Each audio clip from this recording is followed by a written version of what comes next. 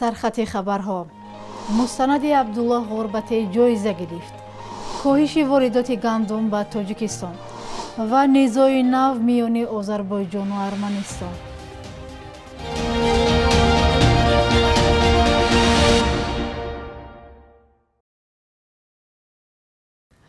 سلام بیننده های عزیز، امیدوارم سلامت هستید و روزی خوبی خواهید داشت. این برنامه نویدی بامدادی است که از دوشنبه تقدیمتان می شود. امروز 13 سپتامبر.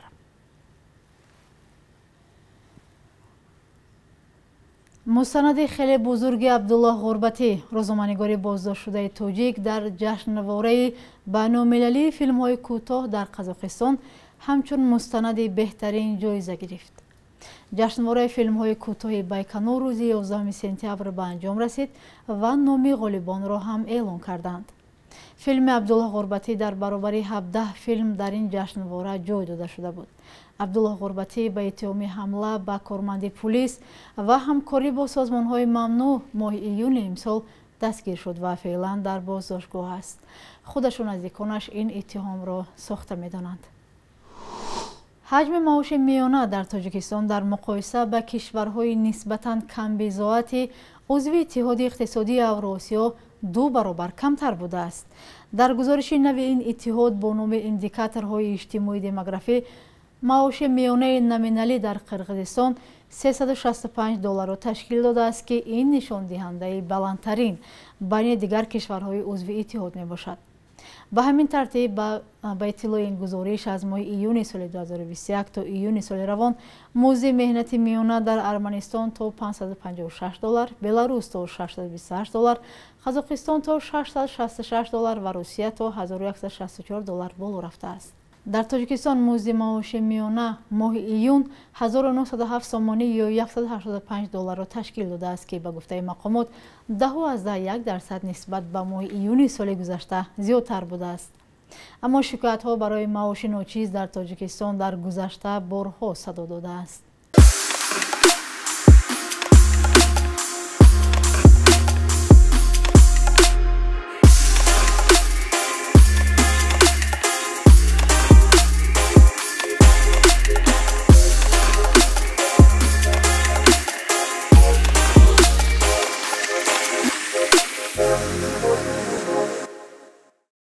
فیلم امیدشو میرزا شیرینوف، یک کارگردان تاجیک، در جشنواره فیلم مسلمانی صاحب جایزه بهترین فیلم کوتاه متری بدیع گردید.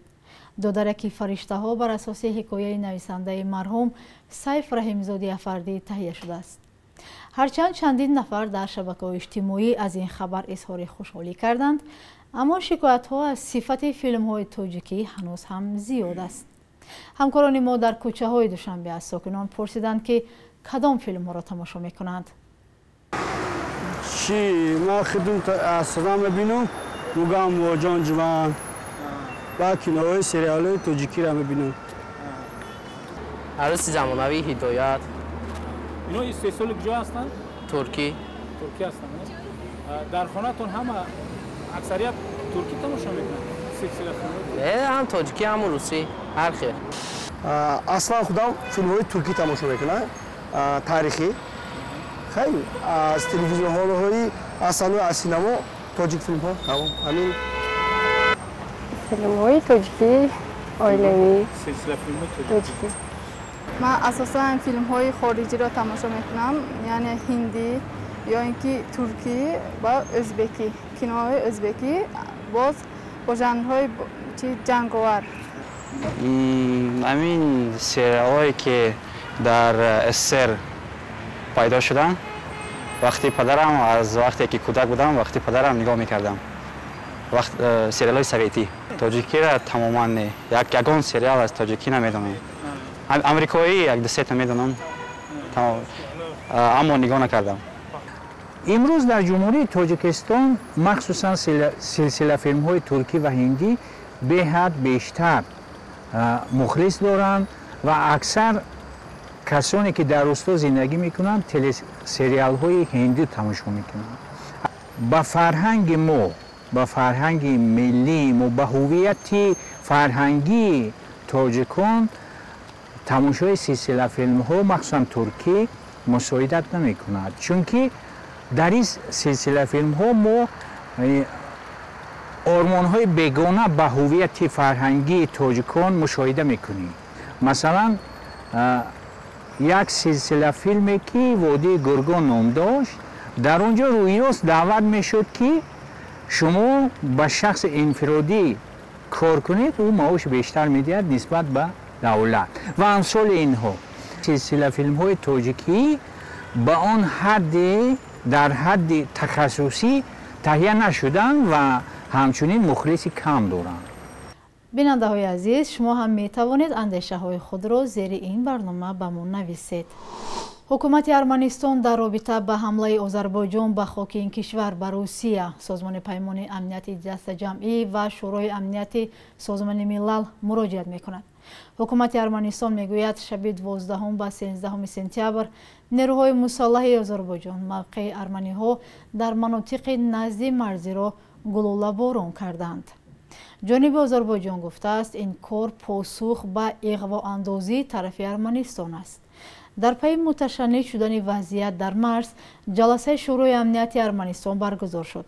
در خبرنامه رسمی بعد از پایان جلسه آمده است در رابطه با تجاوز علیه استقلالیت و یکپارچگی ارمنستان قرار قبول شد که به خاطر تطبیق شرطنامه درباره دوستی، همکاری و یاری همدیگری رسما به روسیه مراجعت کرده شود.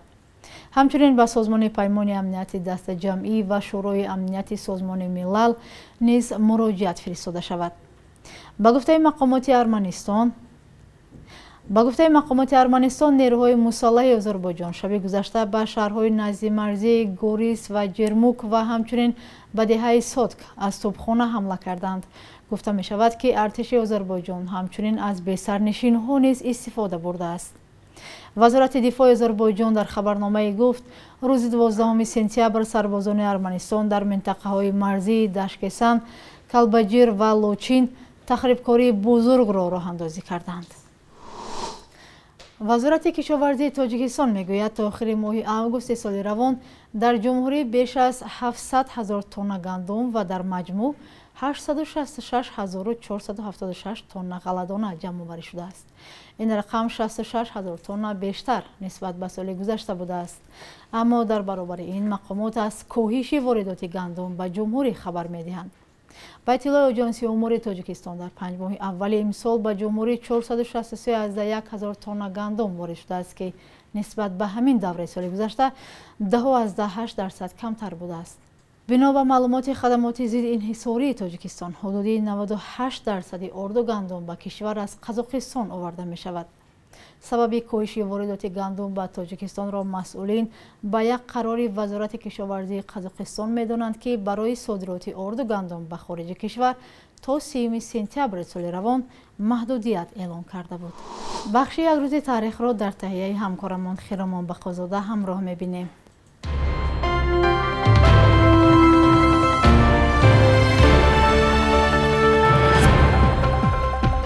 13 سپتامبر سال 1932 ساختمان کانال کلانی وخش به پایان رسید که آن را کانال آبیاری وخشستروی هم مینامند.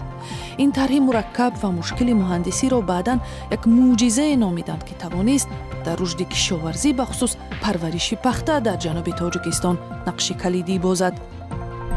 13 سپتامبر سال 2019 خبری گویا برهم خوردن شرکت عظیم فراز رسانه‌ای شد که چندین ساحه سردرآمد اقتصاد تاجیکستان را در دست داشت، ولی تحقیقات ژورنالیستی رادیوی آزادی در سالهای بعدی ثابت کرد که شرکت شمس‌الله صاحبوف داماد پرزیدنت تاجیکستان در سال 2021 هم فعال بود. از جمله در آزمون‌های دولتی شرکت کرده یک شرکت زیرتابعش کتاب تاجیکانی باباجان غفورов را چاپ کرد و حدود 75% پول خدمت رسانی‌های بازرسانی دولتی автомобили به صورت حسابی فراز آیتی می‌رود. کمیته اندازی تاجیکستان با این وجود پایفشاری می‌کند که شرکت با چنین نام وجود ندارد. رئیس جمهوری تاجیکستان 11 مارس سال 2020 پس از نیم سال اعلان بسته شدن فراز برای آن در شهر دوشنبه نزدیک 5 هکتار زمین جدا کرد. کارشناسان گفتند مقصد تنها از بین بردن نام فراز بود، نه خود آن. 13 сентябри соли 2016 иттиҳоди журналистони тоҷикистон медали ба номи Акбари Саттор ва Овози тоҷикро таъсис дод. Ин медалҳо барои рушди матбуот ва беҳтар кардани маҳорати касбии рӯзноманигорон дар Тоҷикистон таъсис ёфтанд. Таъсиси ҷоизаи журналистӣ дар ҳоле буд, ки фаъолияти матбуоти озод дар Тоҷикистон то рафт маҳдуд мешавад. бонки миллӣ қурби асъори хориҷиро барои имрӯз 13 сентябр чунин таъин кардааст.